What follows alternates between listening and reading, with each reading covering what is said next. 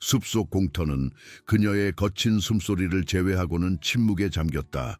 찢어진 입술에서 피가 뚝뚝 떨어졌고 거친 밧줄이 손목을 파고들어 그녀를 오래된 참나무에 묶어놓았다.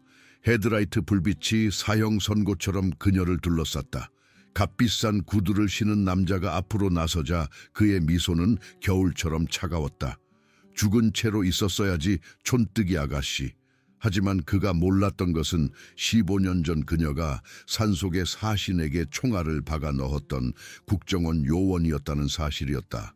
그리고 정확히 30분 후 99대의 오토바이가 이 숲을 뚫고 굉음을 내며 달려올 터였다. 그녀는 그 시간만큼만 버티면 되었다. 솔모의 목장에 한국의 어느 산골 아침 해가 황금빛을 흩뿌리는 동안 강대우는 오래된 경운기의 마지막 볼트를 조였다. 38세의 그녀는 강인함으로 단련된 아름다움을 지니고 있었다. 햇볕에 그을린 피부, 실용적으로 뒤로 묶은 구릿빛 붉은 머리카락, 그리고 아무것도 놓치지 않는 예리한 헤이즐색 눈동자. 작업대 위의 낡은 라디오에서는 지직거리는 잡음과 함께 옛 가요가 흘러나왔다. 그녀는 잿더미 속에서 이 삶을 재건했다. 김민준의 트럭이 산길에서 굴러떨어진 지 5년. 주차장 폭발 사고로 그녀가 공식적으로 사망한 지 15년. 박은서 요원은 죽어서 가짜 묘비 아래 묻힌 채 강대우는 좋은 땅 50에이커 위에서 조용히 살아가고 있었다. 라디오에서 뉴스로 넘어갔다. 이번 주에도 또 다른 부동산이 정상그룹에 매각되었습니다. 3개월 만에 인근 지역에서 7번째 인수입니다. 그녀의 전화가 울렸다. 증인 보호 프로그램을 통해 그녀의 양아버지가 된 퇴직한 베테랑 수사관 박원태의 목소리가 전화선을 가득 채웠다. 좋은 아침이다, 내 딸. 오늘 마을에 올 거니? 이보영 할머니가 네가 좋아하는 사과 파이를 만들어 두셨어. 갈 생각이에요. 필요한 물품도 좀 사야 하고요. 무릎은 어떠세요? 비 오면 죽을 맛이지만 불평은 안 해. 듣자 하니 할 말이 좀 있다. 낯선 사람들이 부동산에 대해 묻고 다닌다더군. 뭔가 불길한 예감이 들어. 박원태의 직감은 40년간 베테랑 수사관으로 일하며 그를 살아남게 했다. 그가 불길한 예감을 느낄 때면 강대우는 귀 기울였다. 전화를 끊은 후 강대우는 샤워를 하고 옷을 갈아입었다. 김민준의 서재였던 잠긴 문 앞에서 잠시 멈췄다. 어떤 방들은 이유가 있어 닫힌 채로 남아있었다. 그 방 안에는 김민준이 지역 역사에 대해 조사했던 흔적, 그를 죽음으로 이끌었을지도 모르는 조사의 증거가 있었다. 40분 후 그녀의 깔끔한 1986년식 낡은 트럭은 발전과 쇠퇴의 기로에 선 솔골 마을로 들어섰다. 마을 중심께는 대대로 이어져 온 가게들, 옆으로 빈 상점들이 늘어서 있었다. 그녀는 이보영 할머니의 만물상 근처에 주차했고 이태훈 서장 사무실 밖에 세워진 낯선 검은색 외제 고급 SUV와 지방 번호판을 눈여겨보았다. 아이고, 이게 누구야? 이보영 할머니가 계산대 뒤에서 불렀다. 70세의 그녀의 얼굴에는 평생 솔골 마을에서 겪은 세월이 새겨져 있었다. 원태 씨가 네가 들를지도 모른다고 하더구나. 파이 하나 남겨뒀지. 할머니는 천사세요. 내 최석구 영감은 50년이 지나도 그걸 모르니 원. 그녀는 은밀하게 몸을 숙였다. 패터슨네 농장 얘기 들었니? 3대째 농장이었는데 넘어갔어. 이 기업 사냥꾼들이 우리 동네 땅을 다 노리고 있어. 이태훈 서장이 들어섰다.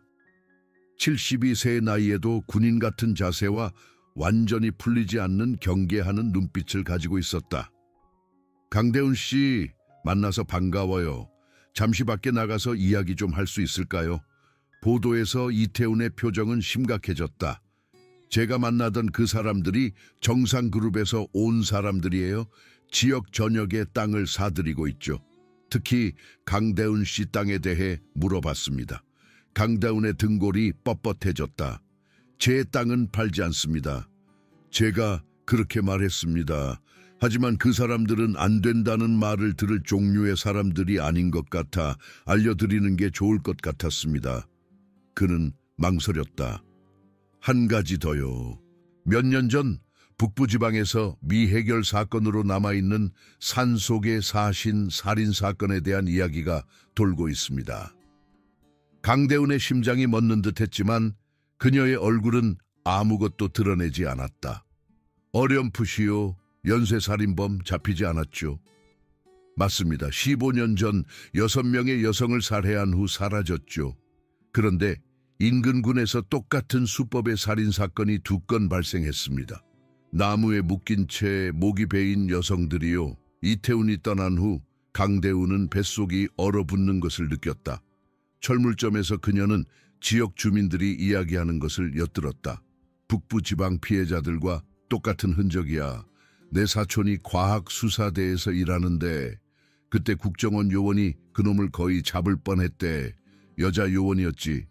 그 요원이 그놈에게 총상을 입혔지만 놓쳤고 그 후 그 요원도 미스터리하게 사라졌다는군.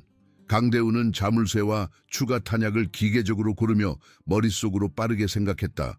솔골마을 요양원에서 박원태는 방에서 기다리고 있었다. 육체적 한계에도 불구하고 그의 눈은 날카로웠다. 들었지? 그가 간단히 말했다. 강대훈은 고개를 끄덕였다. 이태훈 서장님이 말씀해 주셨고 이야기도 엿들었어요. 박원태는 닫힌 문 쪽을 흘긋 보았다. 2명의 여성이 죽었고 수법이 똑같아. 그게 뭘 의미하는지 너도 알지. 모방범일 수도 있어요. 그럴 수도 있지. 하지만 너와 나 모두 서준혁이 절대 발견되지 않았다는 걸 알아. 네가 총을 쏜 후 시신도 회수되지 않았고.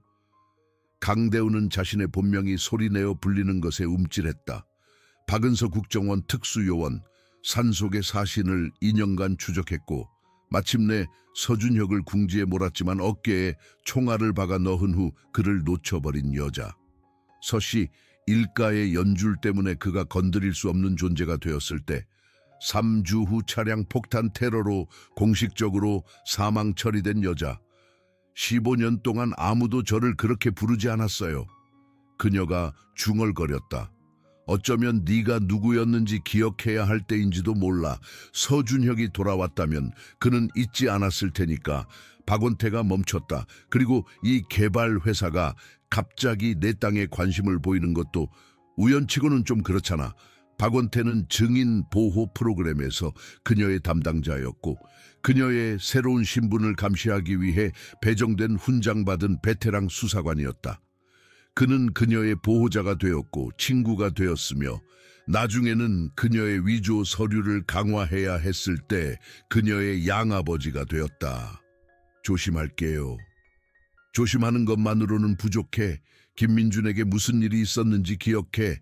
강대훈은 고통에 눈을 감았다. 사고는 5년 전 일이에요. 네가 옛 지역 토지 대장을 확인한 바로 그날 김민준의 트럭 브레이크가 고장 났다는 걸 정말 믿는 거니? 내 농장의 원래 소유주를 보여주는 바로 그 기록 말이야. 그녀가 대답하기도 전에 간호사가 나타났다. 곧 돌아오겠다고 약속한 후 박원태는 덧붙였다. 내 차고에 있는 오래된 금고를 확인해봐. 비밀번호는 내 진짜 생일이야. 그리고 강대훈, 마을 사람들에게 한명구 씨의 옛 저택에 대해 물어봐. 한명구 씨의 후손 중 한 명이 아직 살아있고 서씨 일가를 감시하고 있다는 소문이 있어. 돌아오는 길은 20분이 걸렸다. 강대훈이 마지막 언덕을 넘었을 때 검은색 외제 고급 SUV가 그녀의 진입로에 서 있었다. 3명의 남자가 그 옆에서 기다리고 있었다. 강대훈은 차를 세우고 내렸다. 자세는 평범했지만 감각은 예민했다. 가장 키 큰 남자가 미소 지으며 손을 내밀었다. 강대훈 씨, 저는 정상그룹 인수 담당 이사 강진우입니다. 저희가 들른 걸 신경 쓰지 않으시길 바랍니다. 강진우는 40대 중반으로 보였고 잘 재단된 양복과 자신감 있는 미소를 짓고 있었다. 그를 옆에 끼고 선 2 남자는 분명 경호원이었다. 두꺼운 목, 경계하는 눈, 재킷 아래의 불룩한 윤곽은 숨겨진 무기를 나타냈다. 그녀는 그의 손을 잡지 않았다. 사유지입니다, 강 이사님. 보통 사람들은 미리 연락을 하죠. 죄송합니다. 이 근처에 들렀다가 혹시 강대훈 씨를 만날 수 있을까 해서요. 이야기 좀 나눌 수 있을까요? 현관에서 강진우는 자신의 제안을 설명했다. 시장 가격의 3배, 현금 제한, 1년까지 집에 머무를 수 있는 옵션. 후한 제안이군요. 하지만 솔모의 목장은 팔지 않습니다. 강진우가 눈을 깜빡였다. 아마 금액을 잘못 이해하신 것 같은데요. 완벽하게 이해했습니다. 대답은 여전히 아니오입니다. 친근한 가면이 벗겨지며 더 단단한 무언가가 드러났다. 강대훈 씨, 남편이 돌아가신 후 이 농장을 혼자 운영하고 계시죠. 50에이커는 한 사람이 감당하기에는 너무 넓습니다. 저희 제안이라면 편안하게 사실 수 있을 겁니다. 잘 관리하고 있습니다, 강 이사님. 경호원 한 명이 숨겨진 무기 쪽으로 몸을 움직였다. 강대훈은 표정 변화 없이 그것을 알아차렸다. 강진우가 한숨을 쉬었다. 강대훈 씨의 애착은 존중합니다. 하지만 정상그룹이 이 지역의 모든 땅을 인수하고 있다는 것을 알아두셔야 합니다. 결국 모든 이웃들이 팔게 될 겁니다. 고립될 겁니다. 처음 있는 일도 아니죠. 강진우의 눈에 무언가가 스쳤다. 좌절감과 계산적인 평가가 뒤섞인 것이었다. 고립된 부동산에는 일이 생기기 마련입니다. 장비가 고장나고 사고가 발생하고 이곳에서 혼자 어려움을 겪는다면 안타까운 일이죠. 위협이 그들 사이에 감돌았다. 강 이사님의 걱정은 감사하지만 저는 어려움을 처리하는 데 꽤 능숙합니다. 이제 더 이상 할 이야기가 없으시다면 저는 할 일이 있습니다. 강진우는 명함을 건넸다. 생각해보세요. 저희 제안은 무기한으로 유효하지 않습니다. SUV가 사라진 후 강대훈은 차량 번호판과 얼굴들을 기억했다. 그들의 움직임은 너무나 절도 있었다. 군사훈련, 아마도 특수부대 출신일 터였다. 집 안으로 들어온 그녀는 김민준에 잠긴 서재로 향했다. 풍경화 뒤에 벽금고가 걸려 있었다. 그녀는 비밀번호 그들의 결혼기념일을 입력하고 작은 금속 상자를 꺼냈다. 그 안에는 그녀의 과거가 담겨 있었다. 박은서라는 이름의 국정원 배지와 신분증, 글록 22, 지급용 권총, 그리고 비상용이라고 적힌 봉인된 봉투. 그녀는 봉투를 열어 미리 프로그램된 전화번호 하나가 저장된 선불폰을 꺼냈다. 깊은 숨을 들이쉬고 전화를 걸었다. 3번의 벨소리, 계곡 여관입니다. 2008년 8월 예약건으로 지배인님과 통화하고 싶습니다. 잠시 침묵. 박은서. 안녕하세요, 오현우. 오현우 차장은 산속에 사신 태스크포스에서 그녀의 상사였으며 그녀가 죽지 않았다는 것을 아는 3사람 중 한 명이었다. 그의 목소리는 나이가 들었지만 즉시 경계심을 드러냈다. 맙소사, 신분 노출됐나? 아마도요, 인근군에서 서준혁의 수법과 똑같은 새로운 희생자가 2명 나왔어요. 그리고 개발회사가 갑자기 제 농장에 큰 관심을 보이고 있습니다. 어떤 회사인데? 정상그룹이요. 인수 담당 이사는 강진우. 전직 군인, 제 생각엔 특수부대 출신 같아요.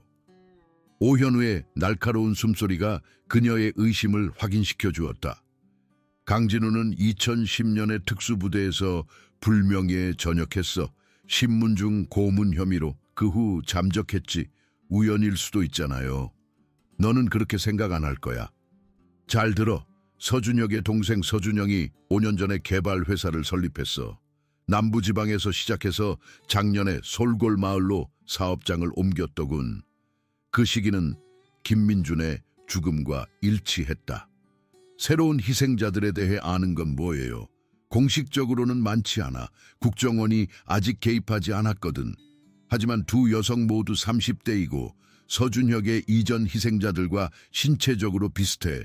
그리고 너와도. 보안통신 프로토콜을 마련한 후 오현우는 망설였다. 박은서, 대피를 고려해봐. 다시 재배치해 줄 수 있어. 아니요. 도망치는 건 이제 지긋지긋해요. 여기서 끝낼 겁니다. 강대훈은 상자의 이중 바닥을 제거하고 서준혁과 그의 가족에 대한 문서들을 드러냈다. 서씨 일가는 1960년대 서준영과 서준혁의 할아버지 서태영부터 부동산 개발로 불을 쌓았다. 그들의 프로젝트는 종종 의심스러운 수단을 통해 광대한 토지를 취득하는 것을 포함했다. 그들은 거의 건드릴 수 없는 존재로 만드는 정치적 연주를 키워왔다. 서준혁은 장남으로 명문대 출신의 카리스마 넘치는 황금빛 소년이었다. 2006년부터 2008년까지 북부 지방에서 6명의 여성을 납치, 고문, 살해하도록 그를 몰아붙인 어둠을 의심하는 사람은 거의 없었다. 박은서 요원은 피해자들을 연결하고 패턴을 식별하며 마침내 서준혁을 버려진 사냥 오두막으로 추적한 요원이었다. 공식 보고서는 짧은 총격전 후 서준혁이 탈출했다고 진술했다. 보고서에 언급되지 않은 것은 박은서가 그를 쏘았고 그가 아래 강으로 떨어지는 것을 보았으며 물살이 그를 휩쓸어가는 것을 보았다는 것이었다. 3주 후 박은서는 차량 폭탄 테러로 사망했고 강대훈이 태어났다. 그녀는 3년 후 김민준을 만났다. 사랑에 빠졌다. 결혼했다. 평범한 삶을 살 수 있을 것이라고 믿기 시작했다. 김민준이 평탄한 시골길에서 브레이크 고장 사고로 사망하기 전까지는 다음 날 아침 강대훈은 마을에 있는 박원태의 집으로 차를 몰았다. 분리된 차고에서 그녀는 마루판 아래 숨겨진 금고를 발견했다. 비밀번호를 열자 그녀는 숨을 헐떡였다. 박원태는 이것을 철저히 준비했다. 안에는 콜트 파이썬 점 35790 리볼버가 탄약과 함께 완벽하게 관리되어 있었다. $20,000 상당의 현금 다발, 신용카드가 포함된 3개의 신분증 묶음, 위성전화, 그리고 손으로 쓴 쪽지. 박은서, 이걸 읽고 있다면 과거가 널 따라잡은 거야. 이 리볼버는 40년간 내 지급용 권총이었어. 한 번도 날 실망시킨 적이 없지. 신분증은 필요하다면 국경을 넘을 수 있게 해줄 거야. 하지만 도망치기 전에 우리가 논의했던 것을 기억해. 때로는 최고의 방어는 좋은 공격이야. 전화에 있는 번호로 전화해. 곰은 내 과거에 대해 아무것도 모르지만 내게 2번이나 목숨을 빚졌어. 그는 아무 질문 없이 도와줄 거야. 내가 그를 믿는 것처럼 그를 믿어. 추신, 내 국정원 사격 훈련이 유용할 거야.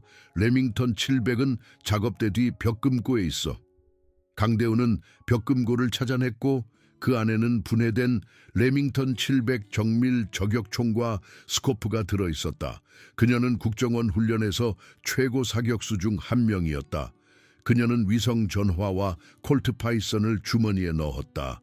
소총 케이스는 트럭에 실었다.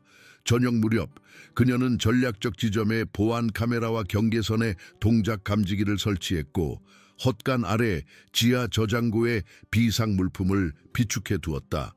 그녀는 클라라 식당에서 이태훈 서장을 만나기로 약속했다. 1985년 이후 변함없는 옛날식 식당이었다. 이태훈은 뒤쪽 부스에서 기다리고 있었다. 강대훈 씨 것도 하나 가져왔습니다. 블랙, 맞죠? 강대훈은 부스 안으로 미끄러져 들어갔다 기억하셨네요. 42년간 법 집행을 하면서 세부 사항을 알아차리는 법을 배웠죠. 이태훈은 그녀의 얼굴을 살폈다. 오늘 아침 박원태 씨가 전화했습니다. 강대훈 씨 뒤를 봐주라고 하더군요. 무슨 일이 벌어지고 있는지 말해줄 수 있습니까? 강대훈은 망설였다. 이태훈은 15년간 서장으로 일했고 박원태를 더 오래 알고 있었다. 박원태가 그를 믿는다면 그녀도 그럴 수 있을지도 몰랐다. 정상그룹에 대해 뭘 아세요? 이태훈은 얼굴을 찌푸렸다. 기업 사냥꾼들이죠. 세계 군에 걸쳐 땅을 사들이고 있습니다. 호화 리조트 개발을 계획하고 있어요. 허가는 문제없지만 뭔가 이상한 느낌이 듭니다. 강진우와 함께 있던 사람들 뭔가 특이한 점을 눈치챘습니까? 군인 같은 태도, 일반적인 경호원 이상의 상황 인식 능력, 이태훈이 몸을 앞으로 기울였다. 강대훈 씨, 제게 숨기고 있는 게 뭡니까? 그녀는 한숨을 쉬었다. 어제 산속의 사신 살인사건을 언급하셨죠. 그 살인사건과 정상그룹 사이에 연관이 있을 수도 있다고 제가 말하면 어떻게 생각하세요? 증거가 없다면 터무니없는 이야기라고 할 겁니다. 증거는 아닙니다. 아직은요. 하지만 이 토지 매입 시기, 새로운 살인 사건들 너무 우연의 일치예요. 이태우는 뒤로 기대 앉으며 괴로워했다. 산속의 사신에 대해 뭔가 알고 있군요. 공식 보고서에 없는 무언가를. 강대우는 그의 시선을 마주했다. 지금은 더 말할 수 없습니다. 하지만 정상그룹에 대한 정보가 필요합니다. 그들의 인원, 토지 매입, 지역 연줄이요. 이태우는 천천히 고개를 끄덕였다. 박원태 씨가 강대훈 씨가 기록을 남기지 않고 군 기록에 접근해야 할 거라고 했습니다.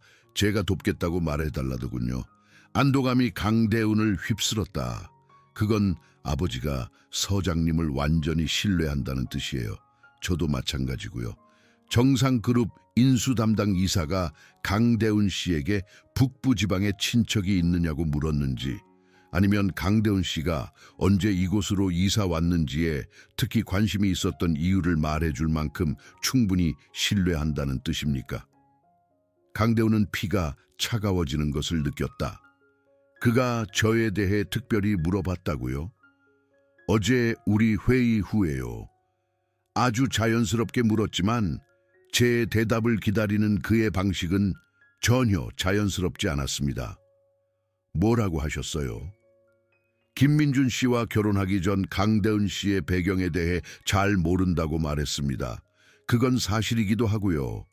이태훈의 햇볕에 그을린 얼굴에 걱정이 서렸다. 무슨 문제에 휘말린 겁니까? 아직은요. 하지만 곧 그럴지도 모르겠네요. 그녀의 전화가 울렸다. 오현우의 번호였다. 이 전화 받아야겠어요. 밖으로 나가 강대훈은 전화를 받았다. 무슨 소식 있어요? 서준영이 지난 6개월 동안 정상그룹을 통해 솔골 마을에서 17개의 부동산을 매입했어. 대부분은 순조로웠지만 세 건은 압력 전술을 사용했더군. 기물파손, 협박, 그리고 한 건은 의문의 화재였어. 특히 농장을 노렸나요? 역사적 의미가 있는 부동산들이야. 모두 1940년 이전에 존재했던 것들. 강대훈은 미간을 찌푸렸다. 그건 우연일 수 없어요. 더 있어. 강진우가 최소 10명의 전직 군인들로 팀을 꾸렸더군. 대부분 의심스러운 복무 기록을 가지고 있어. 사설 군대군요. 본질적으로는 그래. 그리고 강대훈, 서준혁. 네가 총을 쏜 후 확인된 목격은 없어. 하지만 서준영이 2008년에서 2010년 사이에 유럽의 어느 나라에 있는 개인 의료시설을 매달 방문했더군. 그 시설은 재건수술과 재활을 전문으로 해.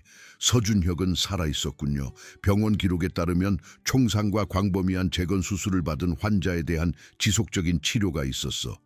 환자 이름은 가려졌지만 시기가 맞아. 전화를 끊은 후 강대훈은 트럭에 앉아 머릿속으로 빠르게 생각했다. 퍼즐 조각들이 맞춰지고 있었다. 정상그룹이 정말로 찾고 있는 것은 무엇일까? 왜 하필 그녀의 농장을 노리는 것일까? 그녀는 박원태가 추천한 동맹이 필요했다. 그 번호는 거친 목소리와 연결되었다. 곰입니다. 저는 강대훈입니다. 박원태 씨의 딸입니다. 아버지가 도와주실 수도 있다고 하셨습니다. 잠시 침묵. 박원태 씨 딸이군. 솔모의 목장을 운영하는. 네. 박원태 씨가 전화하라고 했다면 상황이 심각하다는 뜻이겠군. 네, 그렇습니다. 20번 국도변에 교차로 주점. 오늘 밤 9시 혼자 오되 조심해. 교차로 주점은 낡았지만 따뜻한 분위기였고 주차장은 깔끔하게 정렬된 12대의 할리데이비슨 오토바이로 가득 차 있었다. 강대훈은 가장 먼 곳에 주차하고 내리기 전에 주변을 살폈다. 콜트 파이썬은 재킷 아래 어깨 홀스터에 있었다. 안에서는 맥주, 가죽, 나무영이 냄새가 났다. 빈티지 넌사인이 군 기념품으로 장식된 나무 패널 벽을 비추고 있었다. 주크박스에서는 옛 록 음악이 흘러나왔다. 12명의 손님들은 대부분 70대 남성들이었고 군 휘장과 강철 형제 단이라는 글자가 새겨진 가죽 조끼를 입고 있었다. 강대훈이 들어서자 그들은 침묵했고 모든 눈이 낯선 사람을 평가했다. 뒷테이블에서 산만한 체구의 남자가 일어나 다가왔다. 180cm가 넘는 키에 두꺼운 가슴과 덥수룩한 회색 수염을 가진 김덕수, 곰 김덕수는 그의 별명 그대로였다. 그의 거대한 체구에도 불구하고 균형 잡힌 우아함으로 움직였다. 강대훈 씨. 그의 목소리는 그의 외모와 일치했다. 깊고 강력하며 절제되어 있었다. 강대훈은 고개를 끄덕였다. 박원태 씨가 언젠가 도움이 필요할 거라고 했었지. 그날이 오면 아무것도 묻지 말라고 했어. 곰이 그의 테이블을 가리켰다.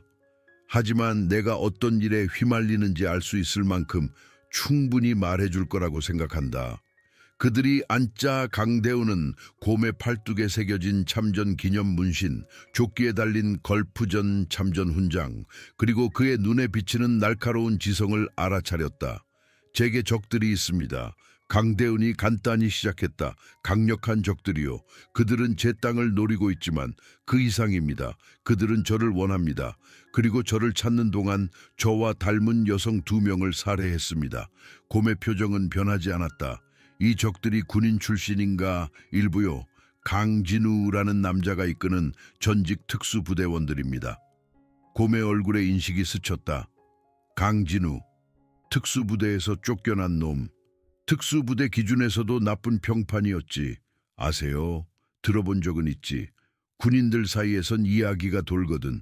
그런 놈은 소문이 나기 마련이야. 곰이 그녀를 살폈다. 그놈이 솔모의 목장에서 뭘 원하는 거지. 강대우는 신중하게 말을 골랐다. 제 땅에 있다고 생각하는 무언가를 찾고 있다고 믿습니다. 죽일 만큼 가치 있는 무언가를요. 그리고 강대훈 씨는 저는 그들과 과거가 있습니다. 그들이 저와 함께 묻어버리고 싶어 하는 과거요. 곰은 천천히 고개를 끄덕였다. 박원태 씨는 항상 강대훈 씨에게 겉모습 이상의 무언가가 있다고 했었지. 재능이 있다고. 만약 도움이 필요하면 주저없이 도와주라고 했어. 그는 바 주위를 둘러보며 손짓했다. 여기 있는 모든 남자는 참전 용사야. 강철 형제단. 우리는 우리 사람들을 돌본다. 저는 참전 용사가 아닙니다. 박원태 씨의 딸이잖아. 그걸로 충분해. 곰이 몸을 앞으로 기울였다. 이제 뭘 원하는지 말해봐. 우선 정보요. 정상그룹과 그들의 사업에 대해. 그리고 아마도 보호도요. 곰은 몸을 돌려 배에 앉아있던 마른 회색 머리 남자에게 손짓했다. 문강철, 이리 와봐. 문강철이라는 남자가 약간 뻣뻣한 움직임으로 다가왔다. 그의 얼굴은 햇볕에 그을렸고 철사태 안경 뒤에 눈은 날카로웠다. 강대훈 씨, 이쪽은 문강철 씨야. 전직 육군 외과 의사, 걸프전에 3번 참전했지. 그리고 우연히도 군 청사 사무실 관리자이기도 해. 문강철이 손을 내밀었다. 강대훈 씨, 곰이 박원태 씨 딸이 도움이 필요할지도 모른다고 하더군요. 정상그룹의 부동산 매입에 대한 정보요. 특히 그들이 뭘 찾고 있을지에 대해요. 문강철의 표정이 사려 깊어졌다. 그들의 인수를 추적해 왔습니다. 패턴이 있습니다. 그는 손으로 그린 지도가 있는 작은 수첩을 꺼냈다. 이 표시들을 보세요. 6개월 동안 정상그룹이 매입한 모든 부동산입니다. 뭔가 눈에 띄는 것이 있습니까? 강대훈은 지도를 살폈다. 부동산들은 표시되지 않은 중앙지역, 즉 그녀의 농장을 중심으로 대략적인 반원을 형성하고 있었다. 솔모의 목장을 둘러싸고 있네요. 그녀가 조용히 말했다. 문강철은 고개를 끄덕였다. 그리고 특정 부동산에 대해 상당한 초과 지불을 하고 있는데 이 모든 부동산은 한 가지 역사적 특징을 공유합니다. 모두 1920년대와 30년대의 한명구 씨의 원래 저택의 일부였습니다. 그 이름이 머릿속에 울렸다. 김민주는 사망 전에 지역 역사를 조사하고 있었다. 한명구라는 이름이 그의 노트에 나타났었다. 한명구, 밀주업자 한명구 말인가요? 바로 그 사람입니다. 금주령 시대에 한명구는 솔골 마을을 거점으로 세계 지방에서 가장 큰 불법 주류 사업을 운영했습니다. 막대한 부를 쌓았죠. 그러다 1933년에 그의 모든 재산, 즉 금과 현금과 함께 사라졌습니다. 그리고 정상그룹은 이 재산이 옛 한명구 씨 땅 어딘가에 묻혀 있다고 생각하는 거군요. 그것이 특정 필지에 대한 그들의 관심을 설명할 수 있겠죠. 문강철이 동의했다. 수십 년 동안 한명구 씨의 후손 중 한 명이 아직 살아있고 서 씨 일가를 감시하고 있다는 이야기가 돌고 있습니다. 강대우는 조각들이 맞춰지는 것을 느꼈다. 그럼 제 농장은 뭐였을까요? 본가. 원래 저택의 심장부였죠. 문강철이 확인했다. 강대운의 머릿속이 빠르게 돌아갔다. 김민준의 조사, 그의 사고, 정상그룹의 집요함, 이 모든 것이 금주령 시대의 재산과 연결되어 있었다. 한명구 씨 가족과 북부지방, 혹은 서 씨 일가와 어떤 연관성이 있었나요? 문강철의 눈이 사려 깊게 가늘어졌다. 한명구 씨가 사라진 후 그의 재산 대부분은 1960년대에 피크산업이라는 개발회사에 인수되었습니다. 피크산업은 서준영과 서준혁의 할아버지인 서태영의 초기 사업 중 하나였습니다. 마지막 조각이 제자리에 맞춰졌다. 서 씨 일가는 여러 세대에 걸쳐 한명구 씨의 재산을 찾아왔던 것이다. 서준영은 정상그룹을 위장삼아 그 수색을 계속하고 있었다. 그리고 서준혁이 살아있다면 보물찾기와 개인적인 복수를 결합할 완벽한 기회를 가질 터였다. 강대운이 대답하기도 전에 이태훈 서장이 심각한 표정으로 문을 열고 들어섰다. 강대운 씨, 농장에 불이 났습니다. 그 말은 연기처럼 허공에 매달렸다. 강대운은 이미 움직이고 있었다. 곰의 거대한 손이 그녀의 팔을 붙잡았다. 혼자서는 안 돼. 주차장은 통제된 혼란 속으로 빠져들었다. 가죽옷을 입은 참전 용사들이 오토바이에 올랐다. 몇 분 안에 엔진이 굉금을 내며 오토바이 호송대와 강대운의 트럭이 솔모의 목장을 향해 돌진했다. 그들은 마지막 언덕을 넘었고 강대운의 심장은 가라앉았다. 주황색 불꽃이 밤하늘을 밝혔다. 농가가 아니라 오래된 헛간이 맹렬하게 불타고 있었고 불길은 9m 높이까지 치솟았다. 2대의 소방차가 이미 불길과 싸우고 있었다. 강대우는 차를 세우고 가장 가까운 소방관에게 달려갔다. 누가 집에 확인해봤나요? 이상 없습니다. 강제 침입 흔적도 없고요. 도착했을 때 헛간은 이미 완전히 불타고 있었습니다. 익명의 119 신고였습니다. 당연했다. 강대우는 불길 너머의 어둠을 훑으며 감시하는 자들을 찾았다. 강진우나 그의 부하들이 지켜보고 있을 터였다. 곰이 그녀 옆에 나타났다. 이건 단지 첫 수야. 내 방어를 시험하고 누가 도우러 오는지 보는 거지. 헛간이 천둥 같은 소리를 내며 무너져 내렸고 불꽃이 하늘로 솟구쳤다. 강철 형제단이 방어선을 구축하는 동안 강대우는 곰과 이태훈과 함께 재산 경계를 걸으며 교차로 주점에서 알게 된 사실을 설명했다. 한명구 씨의 잃어버린 재산이라. 이태훈이 말했다. 지역 전설에 따르면 오늘날 수백만 달러의 가치가 있을 수 있다고 합니다. 단지 보물에 관한 것이 아닙니다. 강대훈이 조용히 말했다. 서 씨 일가에게는 아니에요. 이것은 개인적인 문제이기도 합니다. 그녀는 망설이다 결심했다. 서장님, 아셔야 할 것이 있습니다. 제 본명은 박은서입니다. 저는 산속에 사신 태스크포스에 배정된 국정원 요원이었습니다. 15년 전 저는 서준혁을 북부지방의 오두막까지 추적했습니다. 그를 쏘았지만 그는 탈출했습니다. 3주 후 저는 차량 폭탄 테러로 공식적으로 사망했고 증인 보호 프로그램에 들어갔습니다. 이태훈은 눈에 띄는 놀라움 없이 이것을 받아들였다. 그리고 지금 그가 돌아왔다고 생각하는 거군요. 새로운 살인 사건들은 그의 수법과 정확히 일치합니다. 저와 닮은 두 여성이 북부지방의 희생자들처럼 숲에 버려졌습니다. 곰의 표정이 어두워졌다. 메시지군. 그가 오고 있다는 것을 너에게 알리는, 아니면 저를 끌어내려고 하는 거죠. 강대훈이 동의했다. 토지 매입, 지역 농부들에 대한 압력, 이제 이 화재까지. 그들은 점점 더 심해지고 있어요. 이 새벽이 되자 헛가는 영이 나는 폐허가 되었다. 강철 형제단은 밤새도록 경계를 유지했다. 소방관들이 장비를 챙기는 동안 강대우는 피해를 둘러보았다. 장비는 파괴되었고 사료는 없어졌다. 상당한 타격이었다. 보험으로 일부는 보상받을 겁니다. 이태훈이 말했다. 강대우는 김민준의 서재를 확인하러 안으로 들어갔다.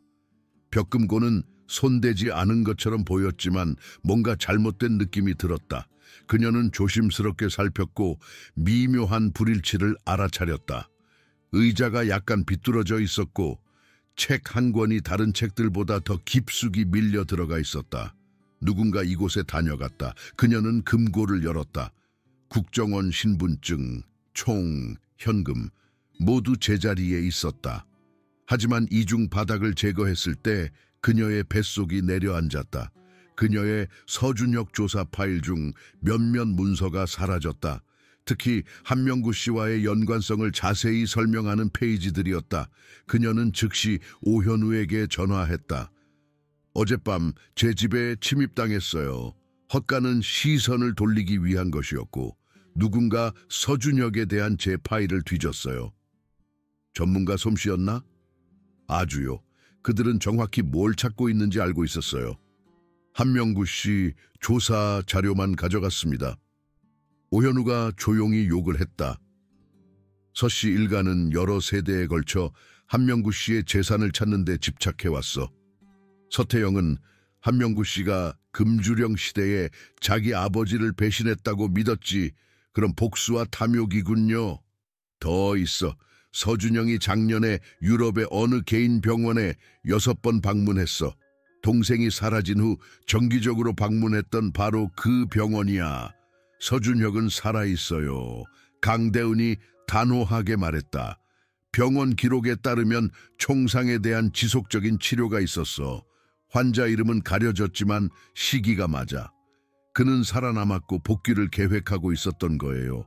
박은서, 대피를 고려해봐. 아니요. 도망치는 건 이제 그만이에요. 여기서 끝낼 겁니다. 전화를 끊은 후 강대우는 헛간 폐허로 돌아갔다. 무너진 구조물 뒤에 작은 지하 저장고가 온전히 남아있었다. 안에서 그녀는 김민준의 조사 자료가 담긴 방수 케이스를 꺼냈다. 한명구 씨에 대한 그의 노트는 광범위했고 지도와 재산이 숨겨져 있을 가능성에 대한 이론들을 포함하고 있었다. 한 페이지가 그녀의 눈길을 끌었다. 1932년의 측량 지도였는데 원래 한명구 씨 저택 아래에 복잡한 터널 시스템을 보여주고 있었다. 금주령 시대에 불법 주류를 운반하거나 재산을 숨기기에 완벽한 터널이었다.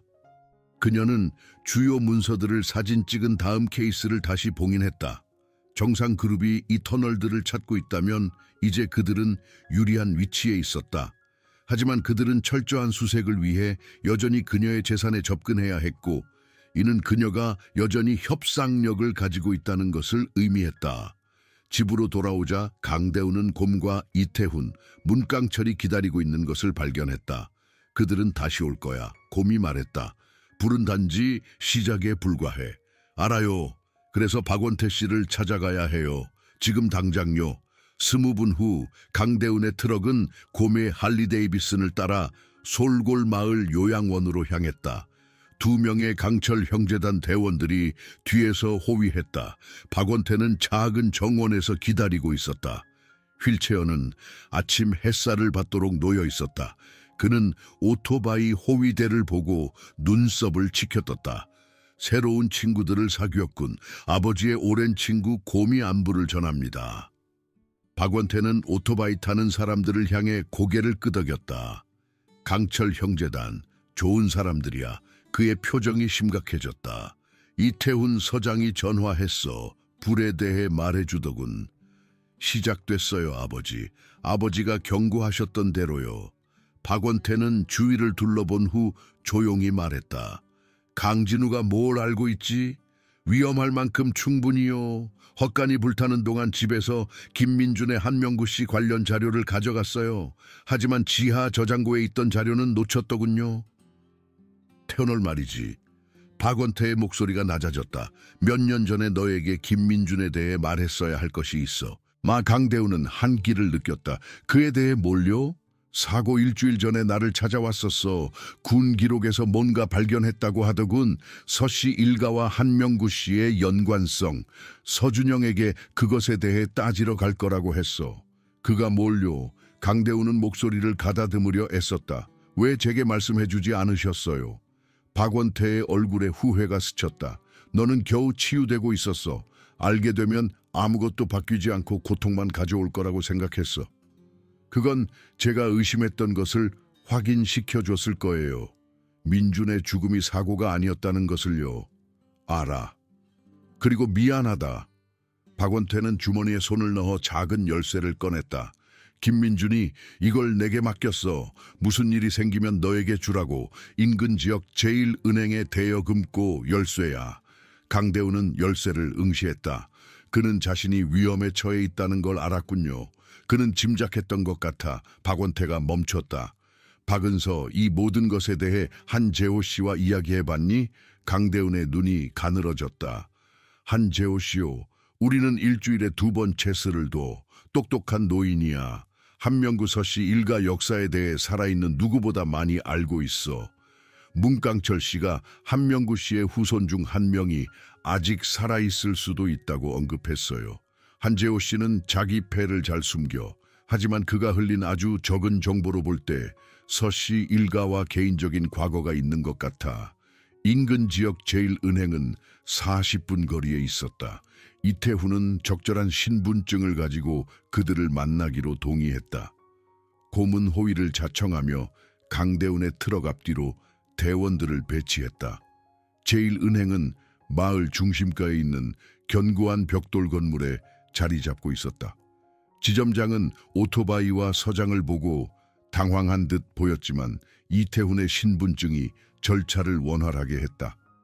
대여금괴는 김민준의 필체로 봉인되고 표시된 봉투 하나가 들어있었다. 대훈에게 필요할 경우. 개인 열람실에서 강대훈은 흔들림 없는 손으로 봉투를 열었다. 안에는 사진, 문서, 그리고 손으로 쓴 편지가 있었다. 대훈아, 이 편지를 읽고 있다면 내 의심이 옳았던 거야. 나는 위험한 것을 발견했어. 사람들이 숨기기 위해 죽일 수도 있는 것을. 우리 농장의 역사를 조사하던 중 한명구 씨가 1933년에 단순히 사라진 것이 아니라 서태영에게 살해당했고, 서태영은 수십 년 동안 한명구 씨의 숨겨진 재산을 찾아다녔다는 증거를 발견했어. 서씨 일가는 이 비밀 위에 그들의 제국을 세웠어. 가장 충격적인 것은 내 과거에 대해 발견한 것이야. 나는 네가 정말 누구인지 알아. 가족사를 조사하면서 서준혁과의 연관성을 알게 되었어. 모든 세부 사항을 알지는 못하지만 네가 비밀을 지켜온 이유를 이해해. 네가 어떤 이름을 사용하든 나는 너를 사랑해. 내게 무슨 일이 생기면 이 문서들을 이태훈 서장에게 가져가줘. 그를 믿어. 그리고 항상 너를 사랑했다는 것을 알아줘. 박은서. 강대훈은 편지를 내려놓았다. 시야가 흐려졌다. 김민준은 알고 있었다. 그녀의 진짜 정체를 알아냈었다. 그리고 그녀를 추궁하는 대신 그는 그녀를 보호하려 했다. 그러다 죽었다. 다른 내용물에는 서씨 일가가 수십 년에 걸쳐 옛 한명구 씨 소유지를 체계적으로 인수했음을 보여주는 부동산 기록, 서태영의 사업 제국에 대한 뉴스 기사, 그리고 수백만 달러에 달하는 설명할 수 없는 거래를 보여주는 재무 기록이 포함되어 있었다. 이는 돈 세탁과 일치했다. 이태훈은 문서를 검토하며 조용히 휘파람을 불었다. 이건 연방 수사를 시작하기에 충분한 증거입니다. 그리고 김민준이 죽임을 당하기에 충분한 증거죠. 강대훈이 조용히 말했다. 이것들을 즉시 국정원에 넘겨야 합니다. 강대훈은 고개를 저었다. 아직은요? 서준혁은 국정원에 최선을 다한 노력에도 불구하고 15년 동안 정의의 심판을 피했습니다. 우리가 연방 당국을 개입시키는 순간 그는 다시 사라질 겁니다. 그리고 서준영은 변호사들을 동원해 어떤 조사도 수년 동안 지연시킬 겁니다. 그럼 어떻게 할 건가? 곰이 물었다. 그들의 집착을 역이용할 겁니다. 그들은 한명구 씨의 재산을 찾기 위해 터널에 접근하기를 원합니다. 그래서 우리는 그들이 원하는 것을 줄 겁니다. 우리의 조건으로요. 농장으로 돌아와 강대우는 자신의 계획을 설명했다. 그것은 대담하고 위험했으며 완벽한 타이밍에 의존했다. 하지만 성공한다면 위협을 영구적으로 종식시킬 수 있을 터였다. 자신을 미끼로 쓰는 거군요. 이태훈이 반대했다. 이것을 끝낼 유일한 방법입니다. 그는 멈추지 않을 거예요. 지금 그를 막지 않으면 더 많은 여성들이 죽을 겁니다. 강철 형제단만으로는 부족할 거야. 곰이 말했다. 3개 지방의 지부에 연락할 수 있어. 48시간 안에 100명 정도의 대원들이 이곳에 올 수 있을 거야. 그리고 몇몇 대원들을 보조경찰관으로 임명할 수 있습니다. 이태훈이 마지못해 덧붙였다. 문강철은 안경을 고쳤었다. 김민준 씨의 터널 연구가 정확하다면 본가 외부에 최소 3개의 입구가 있습니다. 그들은 감시하고 있을 거야. 곰이 지적했다. 우리가 패를 드러내지 않고 어떻게 준비하지? 안 합니다. 강대훈이 간단히 말했다. 우리가 그들이 보기를 원하는 것을 정확히 보게 할 겁니다. 다음 이틀 동안 강대훈은 자신이 흔들리고 있음을 분명히 드러냈다. 신고서를 제출하고 대중 앞에 나설 때 취약한 모습을 보였다. 한편 강철 형제단은 눈에 띄는 존재감을 줄였다. 뒷배경에서는 다른 이야기가 펼쳐졌다. 곰의 전화는 인근 지방의 베테랑 클럽들로부터 약속을 받아냈다. 이태훈은 신뢰하는 부관들에게 계획을 설명했다. 그리고 강대훈은 전략적 위치에 센서와 카메라를 설치하며 체계적으로 자신의 재산을 준비했다. 둘째 날 저녁, 강진우는 예상대로 움직였다. 해가 질 무렵 그의 SUV가 도착했다. 이번에는 그가 혼자 왔다. 강대훈은 현관에서 그를 맞이했다. 엽총은 보였지만 위협적이지는 않았다. 강대훈 씨, 강진우가 정중하게 고개를 끄덕였다. 헛간 사고 소식을 듣고 유감입니다. 끔찍한 사고였죠. 우리 둘 다 사고가 아니라는 걸 알잖아요. 그는 옅게 미소 지었다. 최근 사태를 고려하여 정상그룹은 저희 제안을 수정하고 싶습니다. 이전 금액의 2배를 제시할 준비가 되어 있습니다. 후한 제안이군요. 이번 주말까지 이사 나가시면 더 안전한 곳에서 새 출발을 하기에 충분한 돈을 가지게 될 겁니다. 그의 마지막 말에 담긴 위협이 그들 사이에 감돌았다. 강대훈은 난간에 기대며 체념한 듯한 모습을 보였다. 제안을 고려하기 전에 진짜 고용주와 이야기하고 싶습니다. 서준영에게 직접 만나고 싶다고 전해주세요. 강진우가 뻣뻣해졌다. 무슨 말씀이신지 모르겠습니다. 서준영에게 이 집 아래 터널에서 뭔가 발견했다고 전해주세요. 한명구 씨의 것이었던 무언가를요. 강진우는 완전히 정지했다. 정확히 뭘 발견하셨습니까? 그건 저와 서준영 씨 사이에 할 이야기입니다. 내일 밤 8시 그는 2명의 남자까지만 데려올 수 있습니다. 강진우가 떠난 후 곰이 안에서 나타났다. 그는 올 거야. 하지만 서준영만 데리고 오지는 않을 걸. 그걸 바라고 있어요. 강대훈이 냉정하게 말했다. 다음 날 아침 그녀는 곰이 뒤따르는 가운데 솔골 마을로 차를 몰았다. 박원태가 기다리고 있었고 강대훈이 자신의 계획을 설명하자 걱정스러운 표정을 지었다. 너무 위험해. 서준혁은 사이코패스야.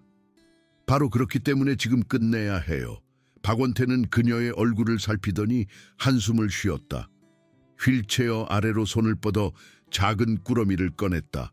이걸 가져가. 내 어머니, 내 아내의 것이었어. 강대훈은 그것을 풀었다. 은색 로켓 목걸이가 드러났다. 안에는 사진이 아니라 작은 열쇠가 들어있었다.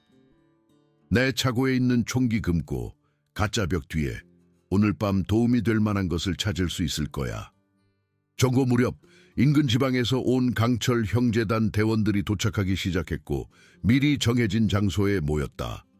문강철은 자신의 차고를 지도들을 벽에 고정한 작전실로 개조했다. 이태훈과 그의 부관들은 계획을 검토했다. 강대훈은 오후 내내 마지막 준비를 했다. 오현우에게 업데이트를 알렸고 대피를 간청하는 그의 말은 무시했다. 오늘 밤 끝낼 겁니다, 오현우. 어떻게든요. 6시 강대우는 현관에 자리를 잡았다. 어둠이 내리는 동안 위스키를 마시며 눈에 띄게 혼자 있었다. 실제로는 곰과 3명의 강철 형제단 대원들이 무장한 채 경계하며 안에 있었다. 2명의 부관은 숲 가장자리에 숨어 있었다. 그리고 45m 떨어진 빽빽한 숲속에는 박원태의 소총이 문강철의 손에 들려 기다리고 있었다. 그의 흔들림 없는 외과 의사의 손은 그를 그룹 최고의 명사수로 만들었다. 남은 강철 형제단 대원들 이제 거의 90명에 달했다. 은 대기 장소에 엔진을 끄고 라디오를 끈 채 곰의 신호에 따라 움직일 준비를 하고 있었다.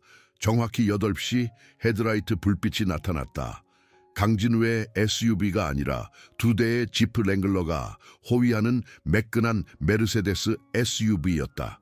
강대우는 차량들이 주차하는 동안 엽총을 무릎 위에 둔 채 앉아 있었다. 강진우가 먼저 내렸고 전문적인 철저함으로 주위를 살폈다. 전술 장비를 착용한 4명의 남자가 다른 지프에서 내려 경계선을 구축하기 위해 퍼졌다. 그들이 안전 신호를 보낸 후에야 메르세데스 문이 열렸다. 서준영이 먼저 내렸다. 50대 초반의 그는 부유한 가문에 세련된 모습을 하고 있었다. 값비싼 양복, 스타일링된 은발, 자신감 있는 태도. 그는 농가를 경멸하는 듯 둘러본 후 2번째 승객을 돕기 위해 몸을 돌렸다. 서준혁이 나타나자 강대운의 피가 얼어붙었다. 15년은 그를 변화시켰다. 그녀가 기억하는 잘생긴 얼굴은 수술로 변형되어 있었다. 오른쪽 얼굴이 약간 처져 있었다. 아마 신경 손상일 터였다. 그는 화려한 지팡이에 의지한 채 뚜렷한 절뚝거리는 걸음으로 움직였다. 하지만 그의 눈은 변하지 않았다. 계산적이고 공감 능력이 없었다. 박은서. 서준혁이 또렷하게 들리는 목소리로 불렀다. 아니면 요즘은 강대운으로 불리기를 원하나. 다시 만나서 정말 반갑군. 강대운은 천천히 일어섰다. 서준혁, 달라 보이네요. 그는 유머 없이 웃었다. 그래, 어깨에 총알 한 발 맞고 30m 아래 얼어붙은 강으로 떨어지면 그렇게 되지. 하지만 여기 우리는 둘 다 살아남았군. 왜 이런 연극을 벌였죠? 살해당한 여성들은요? 왜 직접 저를 찾아오지 않았어요? 네가 발버둥 치는 걸 놓칠 순 없지 않나? 게다가 내 동생의 사업 이익이 내 개인적인 목적과 완벽하게 맞아떨어졌거든. 서준영이 앞으로 나섰다.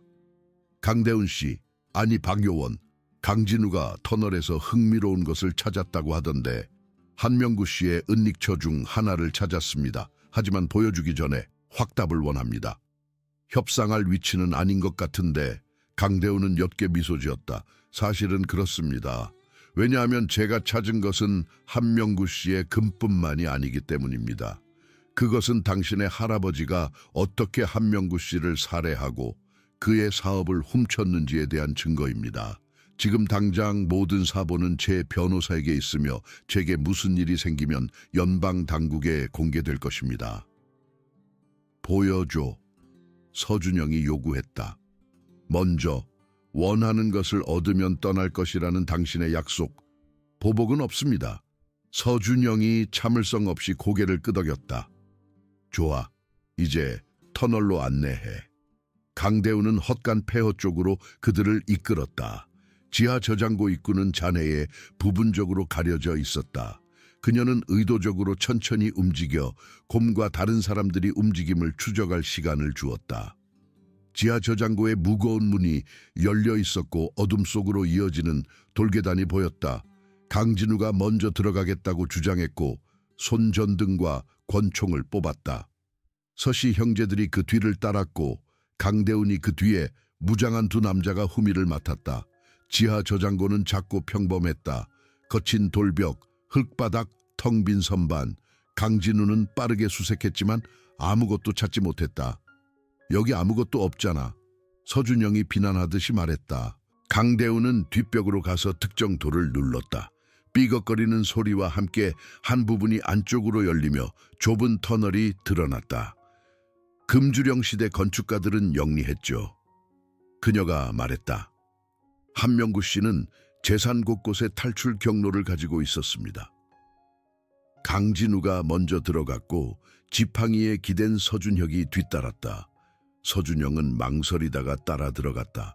터널은 15m 정도 이어지다가 더 큰 방으로 연결되었다. 분명 한때 불법 주류를 보관하던 곳이었다. 텅 빈 선반들이 벽을 따라 늘어서 있었고 오래된 병입 기구들이 먼지를 뒤집어 쓴 채 놓여 있었다. 어디 있지? 서준영이 요구했다. 그문 증거는?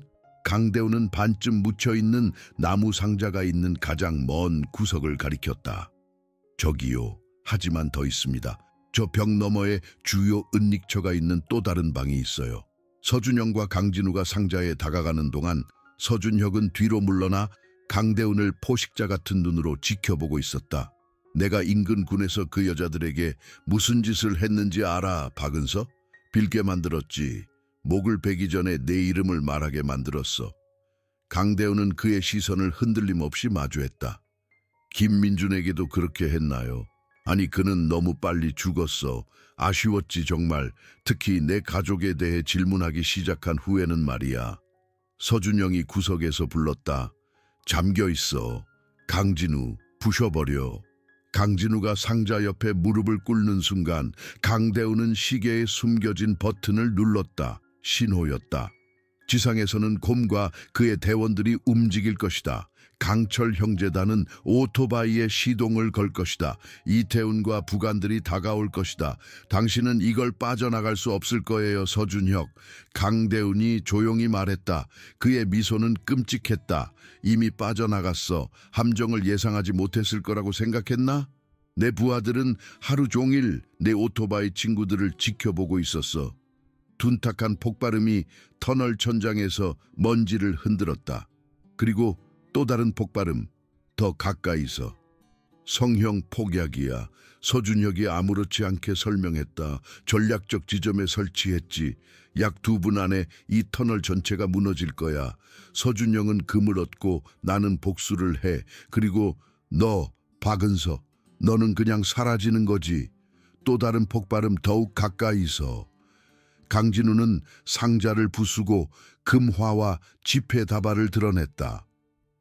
지금 당장 가야 해. 그가 소리치며 금을 가방에 쑤셔 넣었다. 서준영은 탐욕과 자기 보존 사이에서 갈등하는 듯 보였다. 주요 은닉처는 없어요. 강대훈이 침착하게 말했다.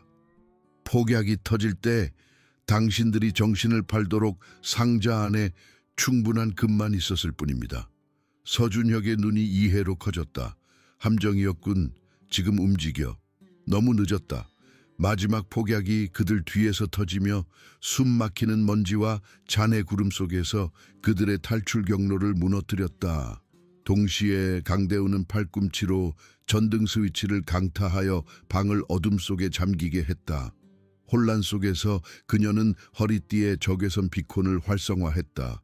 지상에서 열감지 스코프로 움직임을 추적하는 문강철에게 보내는 신호였다. 그리고 강진우와 경비원들이 맹목적으로 총을 쏘는 동안 나무 선반 뒤로 몸을 굴렸다. 총 쏘는 거 멈춰, 이 바보들아. 서준혁의 목소리가 커졌다. 지지대를 맞출 거야. 너무 늦었다. 천둥 같은 균열음이 하나의 나무 지지대가 무너졌음을 알렸고 또 다른 지지대가 무너졌다.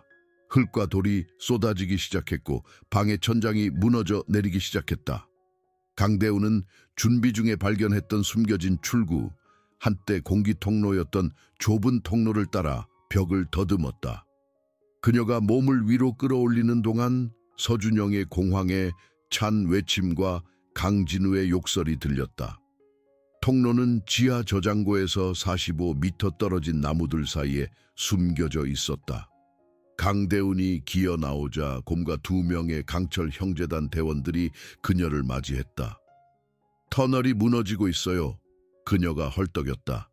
이태훈 서장님과 대원들이 집을 확보했습니다. 곰이 보고했다. 강진우 부하 4명을 총 한 발 쏘지 않고 제압했지. 하지만 문제가 생겼어. 북쪽 가장자리에 용병 10명 정도가 더 도착했어. 오토바이 엔진이 굉금을 내는 소리가 대답을 제공했다. 강철 형제단이 집결하고 있었다. 거의 100명에 달하는 병력이었다. 터널 입구를 확보해야 해요. 강대훈이 주장했다. 그쪽으로 아무도 탈출하지 못하게요. 하지만 그들이 지하 저장고에 다가갈 때 그 앞의 땅이 갑자기 귀청을 찢는 듯한 굉음과 함께 안쪽으로 무너져 내렸다. 전체 터널 시스템이 무너지기 시작했고 수십 년 된 지지대가 항복하며 가라앉았다. 거대한 싱크홀에서 먼지가 솟아올랐고 다가오는 오토바이 헤드라이트 불빛에 비쳤다. 강철 형제단이 사방에서 도착하여 방어선을 형성하자 밤 공기는 할리 엔진의 굉음으로 가득 찼다. 나무들 사이에서 문강철이 나타났다. 박원태의 소총이 등에 매달려 있었다. 붕괴 지역에서 열 신호는 없습니다. 만약 그들이 아직 아래에 있다면 움직이지 않는 겁니다. 이태훈의 순찰차가 불빛을 깜빡이며 도착했다. 강대훈 씨, 우리가 집에서 그들 부하 6명을 붙잡았습니다. 나머지는 오토바이 소리를 듣고 흩어졌습니다. 잠시 동안 위협은 터널 붕괴로 끝난 것처럼 보였다. 그때 싱크홀 너머 어둠 속에서 총성이 울렸다. 곰이 끙소리를 내며 비틀거렸고 조끼에 피가 번졌다. 저격수다. 문강철이 소리치며 강대훈을 나무 뒤로 끌어당겨 엄폐시켰다. 강진우의 남은 부하들이 숨겨진 위치에서 총격을 가하자 더 많은 총성이 이어졌고 총구 섬광과 헤드라이트에 의해 혼란스러운 전투가 벌어졌다. 혼란 속에서 강대훈은 싱크홀 가장자리 먼 곳에서 움직임을 포착했다. 2차 터널 입구에서 몸을 끌어내고 있는 형체였다. 분명한 부상에도 불구하고 뚜렷한 절뚝거리는 걸음으로 움직이고 있었다. 서준혁은 살아남았다. 다시 그가 나무 쪽으로 비틀거리며 가는 동안 강대훈은 결심했다. 문강철의 소총을 움켜쥐고 어둠 속을 질주하며 총격 소리를 엄폐 삼아 서준혁의 탈출 경로 뒤로 돌았다. 그녀는 그가 나무에 기대어 있는 것을 발견했다. 머리 부상에서 피가 흘러내리고 있었고 값비싼 옷은 흙으로 범벅이 되어 있었다. 그의 지팡이는 사라졌다. 박은서. 그가 헐떡이며 소총을 겨눈 채 나타난 그녀를 보았다. 일을 끝내러 왔군. 당신은 체포됩니다. 서준혁. 북부지방 살인사건, 인근군 여성살인사건, 김민준 살인사건으로요. 그가 웃었다. 축축하고 덜그럭거리는 소리였다. 아직도 규칙을 지키는군. 그래서 내가 항상 이기는 거야. 너는 해야 할 일을 할 수 없어. 너 시험하지 마세요. 그들이 나를 뭐라고 불렀는지 알아. 산속의 사신. 내가 사라질 수 있었기 때문이지. 다시 그렇게 할 거야, 박은서. 이 일이 어떻게 끝나든 나는 돌아올 거야. 너를 찾아낼 거야. 강대훈의 손가락이 반가쇠를 당겼다. 한 발의 총성, 15년간의 악몽의 종지부를 찍는 한 발. 해봐. 서준혁이 비웃었다. 나처럼 되어봐. 강대훈은 깊은 숨을 들이쉬고는 천천히 소총을 내렸다. 아니요. 저는 당신과 다르니까요. 이제 당신은 정의의 심판을 받을 겁니다. 서준혁이 갑자기 달려들었다. 칼날이 나타나며 그녀의 목을 배려했다. 강대훈은 숙련된 우아함으로 옆으로 피하며 그의 손목을 잡고 그의 추진력을 이용하여 그를 나무 줄기에 얼굴부터 내리쳤다. 그녀가 그의 팔을 뒤로 비틀어 무릎을 꿇게 하자 칼이 떨어졌다. 끝났어요, 서준혁. 그녀가 단호하게 말하며 소총 총열을 그의 두개골에 댔다. 당신은 졌어요. 이태훈이 부관들과 함께 도착하여 피를 흘리며 저주하는 살인범에게 수갑을 채웠다. 부관들이 서준혁을 끌고 가자 이태훈은 강대훈에게 몸을 돌렸다. 곰은 부상당했지만 안정적입니다. 구급차가 오고 있습니다. 강진우 부하 9명을 붙잡았습니다. 강진우나 서준혁은 보이지 않습니다. 그들은 아직 터널 안에 있어요. 강대훈이 확신에 차 말했다. 제 부하들이 경계선을 확보하고 있습니다. 만약 그들이 지상으로 올라오면 찾을 겁니다. 멀리서 들려오는 사이렌 소리가 응급 서비스 도착을 알렸다. 경찰과 구급차가 집결하자 붉고 푸른 불빛이 나무들 사이로 번쩍였다. 강대훈이 도착했을 때 곰은 똑바로 앉아 있었고 문강철이 어깨 부상에 압박을 가하자 얼굴을 찌푸렸다. 그냥 긁힌 거야. 제 목숨을 살려주셨어요. 곰은 고개를 저었다. 박원태 씨에게 신세를 갚는 것뿐이야. 그가 걸프전에서 내 목숨을 2번이나 살려줬거든. 그는 아픈 미소를 지었다. 그의 딸이 전직 국정원 요원이고 빌어먹을 사이코패스를 상대할 줄은 상상도 못했지만 구급대원들이 부상자들을 치료하는 동안 강대훈은 거대한 싱크홀 가장자리에 서 있었다. 어딘가 아래에는 한명구 씨의 재산이 흙과 돌 아래 다시 묻혀 있었다. 어딘가 그 아래에는 강진우와 서준영이 자신들이 소유하기 위해 살인했던 보물에 의해 삼켜져 있을지도 몰랐다. 밤 공기는 할리 엔진의 굉음으로 가득 찼고 강철 형제단은 방어선을 구축했다. 이태훈은 도착하는 부대들과 협력했다. 그리고 서준혁은 순찰차에 수갑이 채워진 채 앉아 있었다. 15년 만에 마침내 붙잡힌 것이었다. 강대훈은 이상한 비현실감을 느꼈다. 15년 동안 그녀의 존재를 규정했던 악몽이 끝나고 있었다. 하지만 서준혁을 태운 순찰차가 그녀의 진입로를 따라 사라지는 것을 지켜보면서도 그녀는 뭔가 미완성된 것이 남아있다는 느낌을 떨칠 수 없었다. 붕괴는 너무나 편리했다. 강진우는 너무나 노련해서 그렇게 쉽게 갇힐 리가 없었다. 솔모의 목장 위로 새벽이 밝아왔고 파괴된 풍경을 냉혹하게 드러냈다. 거대한 싱크홀은 부자연스러운 상처를 남겼다. 노란색 경찰 테이프가 재산을 둘러쌌다. 군과 지방 차량들이 진입로 곳곳에 주차되어 있었다. 강대훈은 현관 근해에 앉아 커피로 손을 녹이며 사건의 여파를 둘러보았다. 전곳쯤에는 뉴스밴들이 도착할 것이다. 저녁쯤에는 그녀의 진짜 신분이 전국적으로 알려질 것이다. 그녀는 안도감을 느꼈어야 했다. 서준혁은 무장 경비 아래 치료를 받으며 구금되어 있었다. 하지만 뭔가 그녀의 의식을 계속 괴롭혔다. 이태훈이 지친 얼굴로 다가왔다. 지방경찰이 싱크홀 조사를 마쳤습니다. 서준영이나 강진우의 흔적은 없습니다.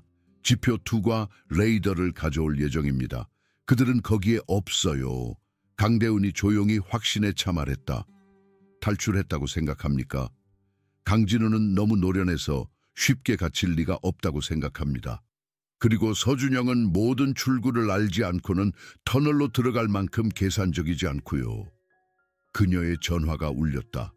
오현우의 번호였다. 방금 서준혁이 구금됐다는 소식을 들었어. 정말 끝난 건가? 완전히는 아니에요. 서준영과 강진우는 행방불명입니다. 국정원이 서준혁을 연방구금시설로 이송할 팀을 보내고 있어. 그가 도망치지 못하게 확실히 하라고 압력을 넣었지. 오현우가 멈췄다. 하지만 다른 게 있어. 정상그룹의 금융거래를 분석하고 있는데 서준영이 지난주에 역외 계좌로 거액을 옮겼다는 증거가 있어. 그리고 솔골마을 외곽의 개인 비행장과 관련된 번호로 3번 전화했더군. 그는 도망칠 계획이군요. 카리브해의 어느 섬으로 가는 비행 계획이 오늘 아침으로 접수됐어. 2시간도 채 남지 않았어. 국정원을 비행장으로 보낼 수 있나요? 노력 중이지만 관할권 문제로 지연되고 있어. 고등법원 판사의 서명이 필요해. 제가 더 가까워요. 1시간 안에 도착할 수 있습니다. 박은서 지원을 기다려. 저는 15년을 기다렸어요. 오현우. 더 이상은 아니에요. 이태훈에게 브리핑한 후 이태훈은 부관들과 함께 동행하겠다고 제안했지만 강대훈은 주장했다. 사이렌도 제복도 안 됩니다.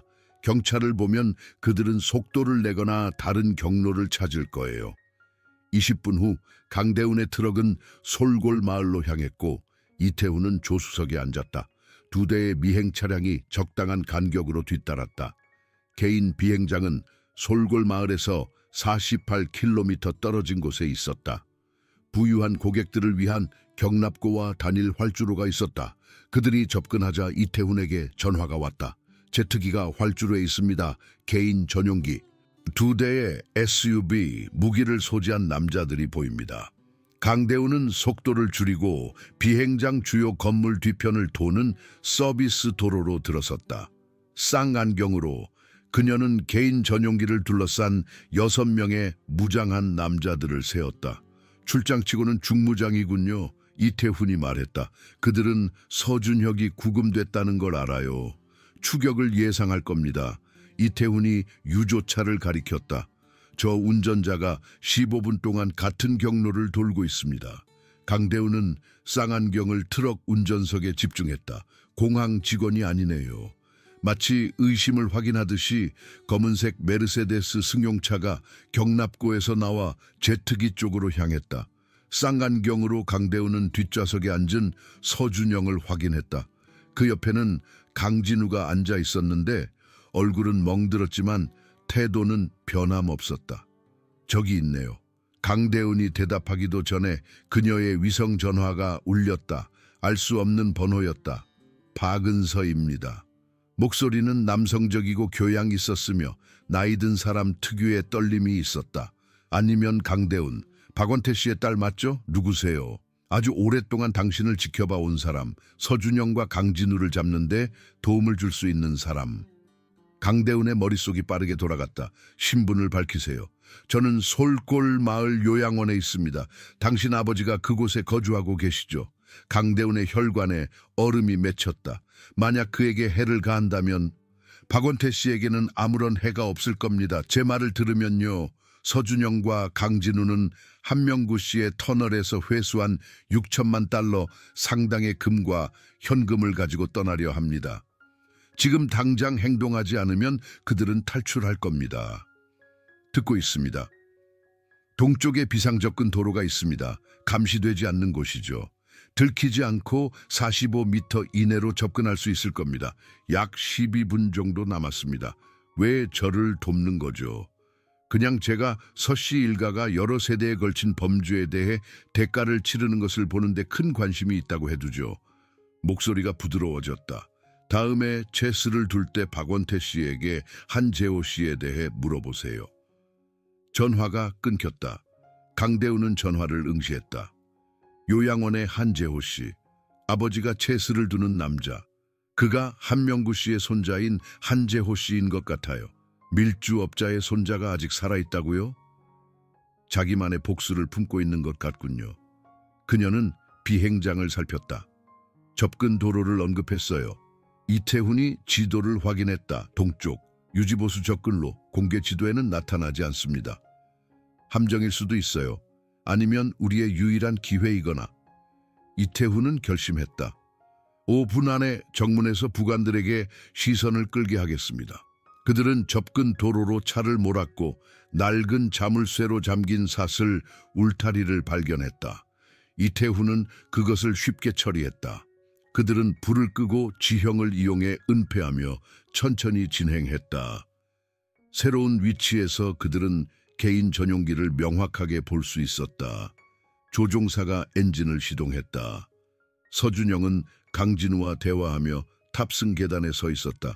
4명의 경비원이 방어 진영을 유지했고 2명은 경계를 확보했다. 우리는 화력에서 밀립니다. 이태훈이 관찰했다. 우리는 단지 그 비행기가 이륙하는 것을 막아야 해요. 이태훈이 무정의에 대고 말했다. 잠시 후 정문에서 차량 충돌 소리가 울려 퍼졌고 이어서 화난 고함 소리가 들렸다. 2명의 경계 경비원이 소란 쪽으로 움직였다. 강진우가 또 다른 1명을 보냈다. 이제 우리는 2명 대 1명으로만 수적으로 밀리네요. 강대훈이 냉정하게 말했다. 그녀는 자신의 무기를 확인했다. 준비됐나요? 이태훈이 대답하기도 전에 고성능 소총의 총성이 아침 공기를 갈랐다. 경계 경비원 1명이 즉시 쓰러졌다. 2번째 총성, 또 다른 경비원이 쓰러졌다. 이게 무슨 일이야? 이태훈이 몸을 더 낮췄다. 3번째 총성이 서준영과 강진우 근처에 한 경비원을 맞췄다. 공황 상태가 터져 나왔다. 남은 경비원들은 맹목적으로 총격을 가했다.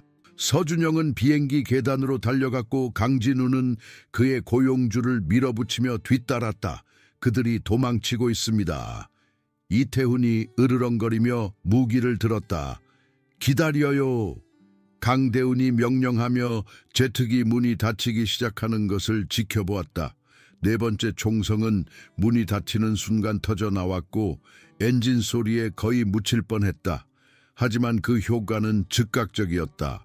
활주로를 따라 이동하기 시작했던 개인 전용기가 갑자기 왼쪽으로 급격히 방향을 틀었고 조종사가 앞으로 쓰러진 것처럼 기수가 아래로 쳐졌다. 항공기는 유도로를 벗어나 질병적인 금속 파열음과 함께 유조차를 들이받았다. 파열된 라인에서 제트 연료가 분출되었고 즉시 불이 붙었다. 오른쪽 측면이 불길에 휩싸인 차에 멈춰섰고 검은 연기가 솟아올랐다. 맙소사, 이태훈이 숨을 내쉬었다. 누가 쏘는 거지? 강대훈은 이미 움직이고 있었다. 불타는 항공기를 향해 달려갔고 무기를 뽑았다. 그녀가 다가갈수록 열기가 강해졌고 불길은 기체를 타고 올라갔다. 날개 위에 비상구 문이 터져 열렸다. 옷이 타들어가는 한 형체가 굴러나왔다.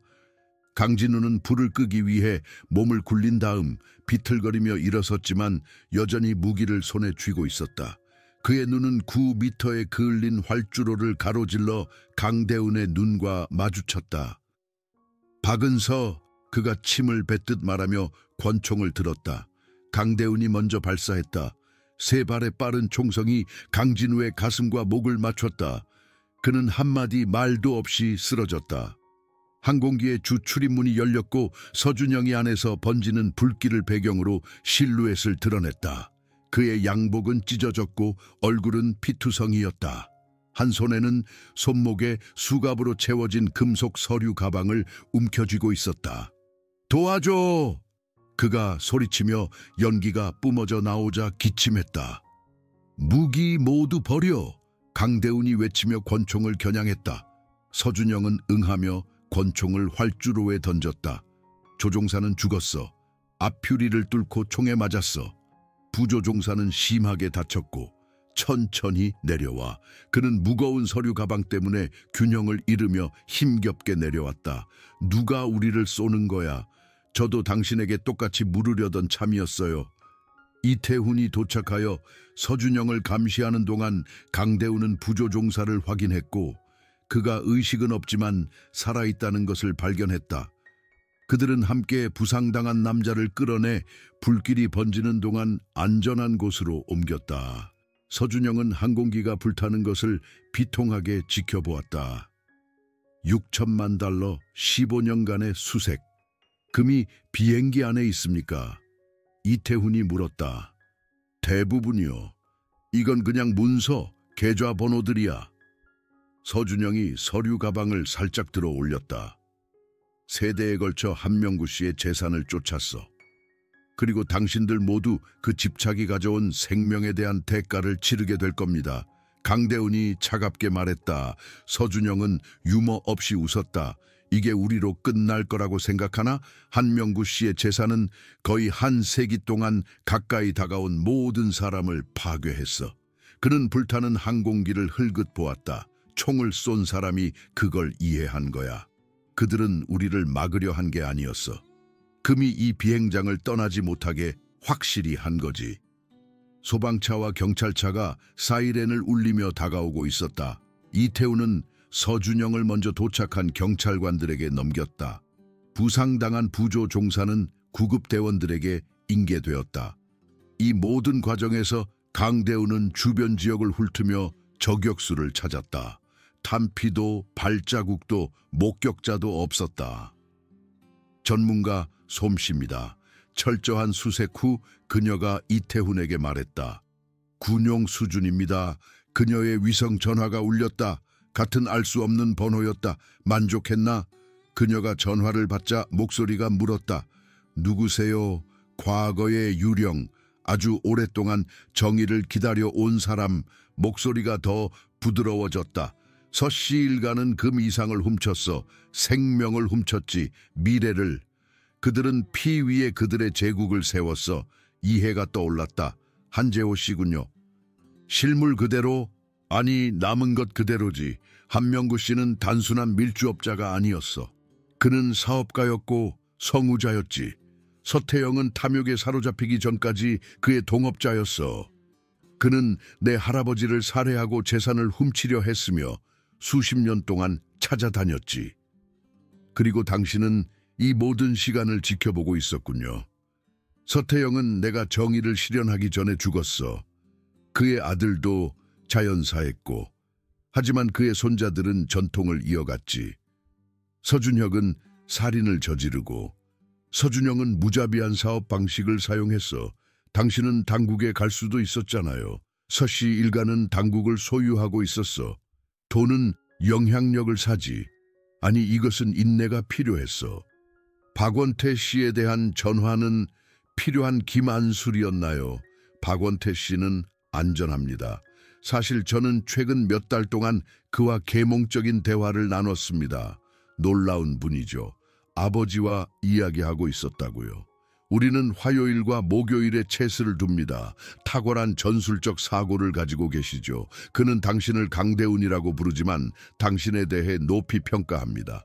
잠시 침묵. 저는 어떤 무고한 사람도 죽을 의도는 없었다는 것을 알아두세요. 화재는 유감스러운 일이었지만 필요했습니다.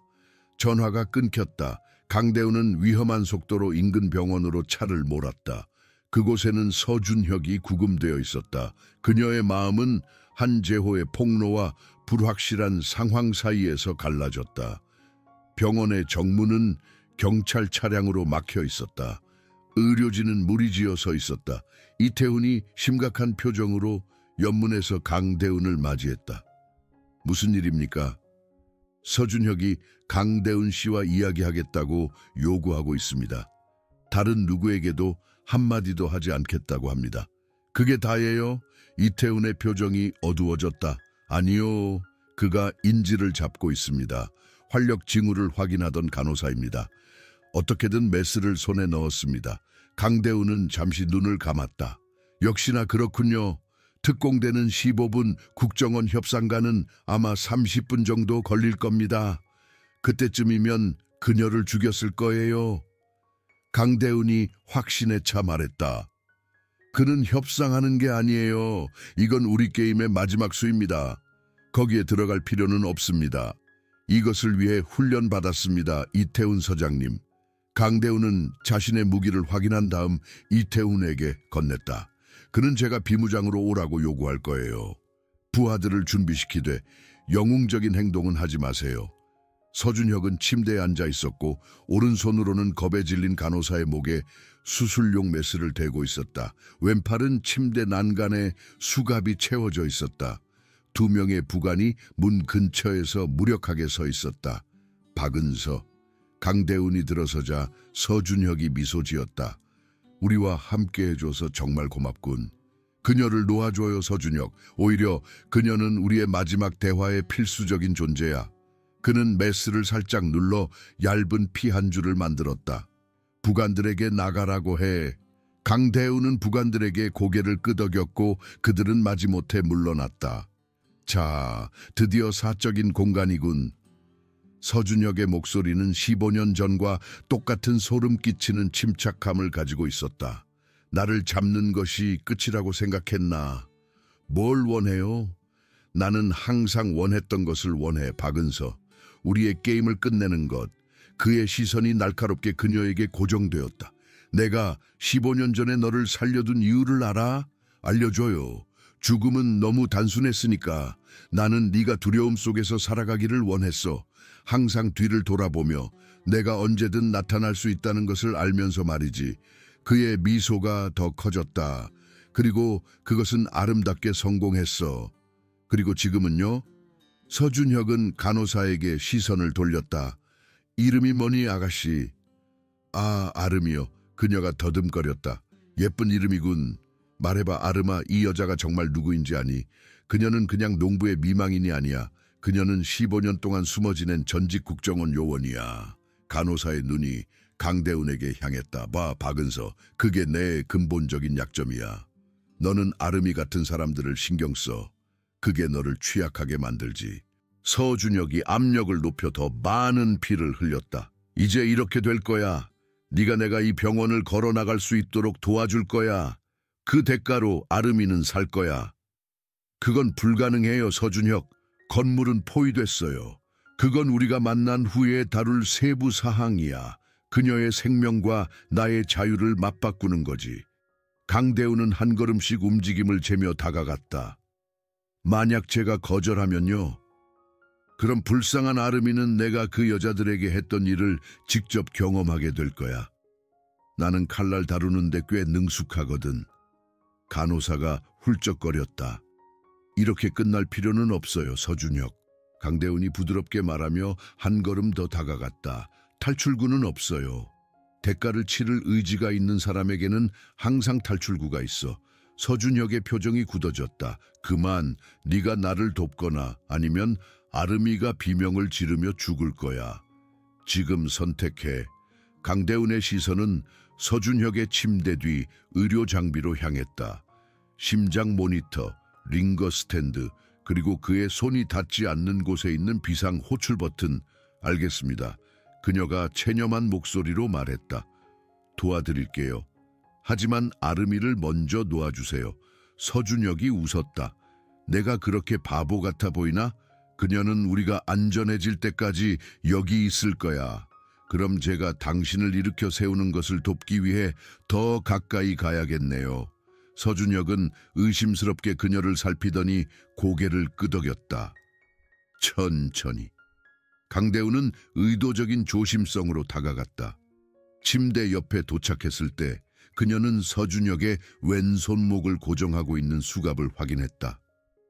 이것을 풀어야겠네요. 부관들이 열쇠를 줄 거야. 강대훈이 그의 자세를 조정하기 위해 몸을 앞으로 숙이는 척하며 의도적으로 물컵을 넘어뜨려 서준혁의 무릎 위로 물이 튀게 했다. 그는 본능적으로 움찔했다. 그 순간 강대훈이 공격했다. 그녀의 오른손이 뻗어 서준혁의 손목을 잡고 침대 난간에 내리쳤고 왼손으로는 간호사를 밀어냈다. 칼날이 강대훈의 팔뚝을 스쳐 피를 흘렸지만 중요한 부위는 피했다. 도망쳐. 강대훈이 소리쳤다.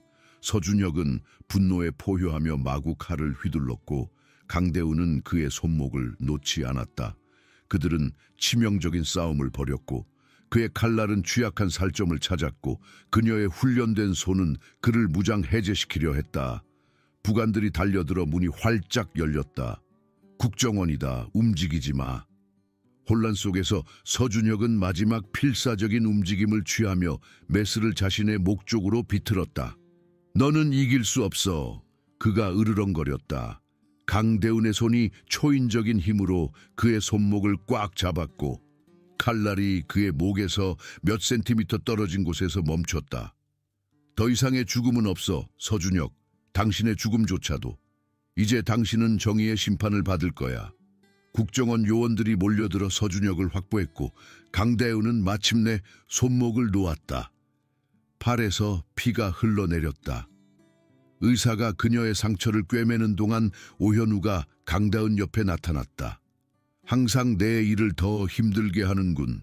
인질 협상은 훈련된 협상객에 맡겨야 하는 거라고. 저는 훈련받았습니다. 강대훈이 그에게 상기시켰다. 그리고 저는 서준혁을 누구보다 잘 알았어요. 이제 그는 안전해. 다시는 최고 보안 시설 밖을 보지 못할 거야.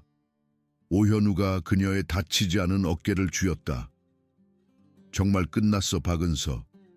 하지만 강대훈의 마음은 다음 도전을 향해 움직였다. 만나야 할 사람이 있어요. 솔골마을 요양원은 오후 햇살 아래 평화로워 보였다. 강대훈은 공용실에서 박원태가 나이 든 신사와 채스를 두는 것을 발견했다. 그의 날카로운 푸른 눈은 연약한 외모와는 대조적이었다. 강대훈! 박원태가 미소 지으며 일어나 그녀를 안았다. 내 친구 한재호 씨를 기억하니? 한재호는 강대훈이 상상했던 그대로였다.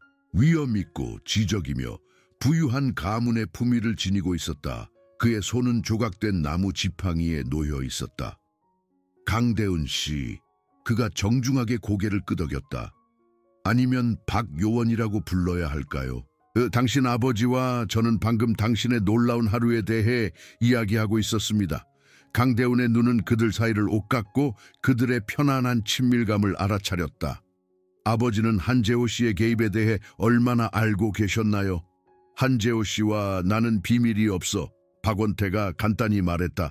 우리는 몇 달 동안 이것을 계획했어. 강대훈은 충격에 아버지를 응시했다. 한명구 씨와의 연관성을 알고 계셨다고요? 한재호 씨가 저격수였다는 것도요? 첫 체스 게임부터 짐작했어. 우리는 서로를 알아봤지, 강대훈. 대부분의 사람들이 우리가 가지고 있다고 의심하지 않을 기술을 가진 미완성된 일을 가진 두 노인, 제 소총이요. 강대훈이 갑자기 이해하며 말했다.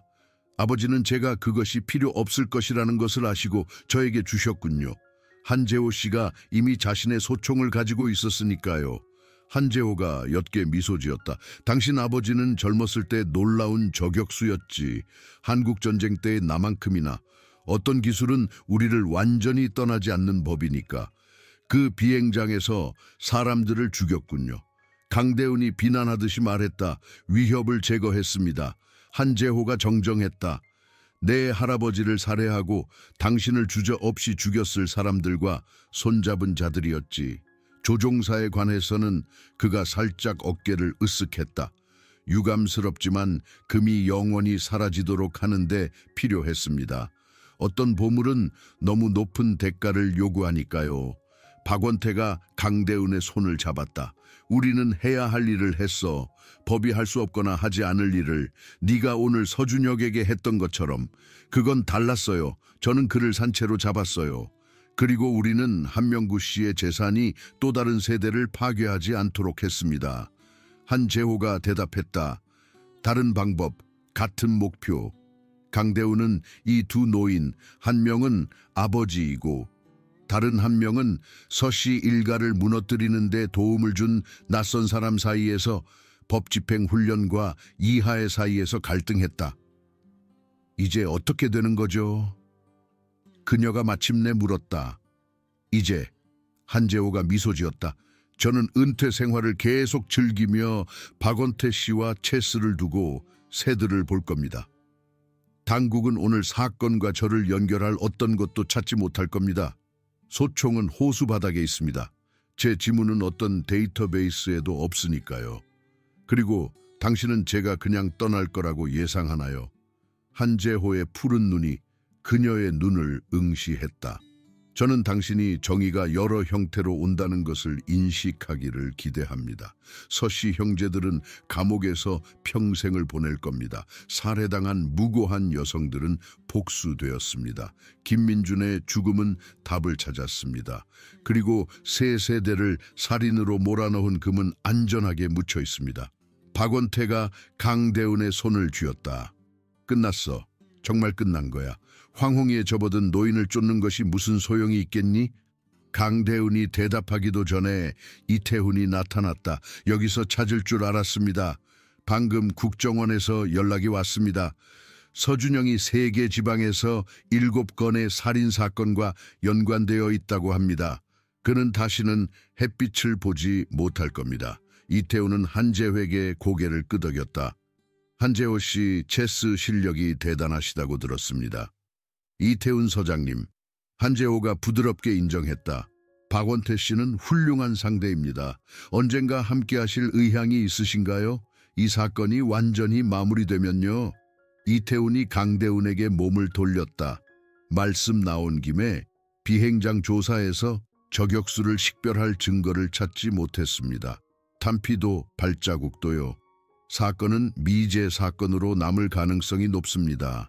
그의 눈은 강대훈의 눈과 마주쳤고 침묵의 메시지를 전달했다. 그는 알거나 짐작하고 있었다. 그리고 그것을 덮어두기로 선택하고 있었다. 어떤 미스터리는 미해결로 남는 것이 더 좋습니다. 한재호가 체스 말을 움직이며 말했다. 특히 그 결과가 정의를 실현할 때에는요. 3주 후 솔모의 목장은 거의 정상으로 돌아왔다. 싱크홀은 메워졌고 헛간 재건축이 시작되었으며 범죄 현장 테이프는 마침내 사라졌다. 강대우는 현관 그네에 앉아 노을이 하늘을 찬란한 주황색과 보라색으로 물들이는 것을 지켜보았다. 오토바이 엔진 소리가 방문객들을 알렸다. 곰이 5대의 할리 데이비슨을 이끌고 진입로를 올라왔다. 안녕하세요, 강대훈 씨. 곰이 불렀다. 그의 팔은 이제 붕대에서 풀려 있었지만 다치지 않은 쪽으로 움직임을 선호했다.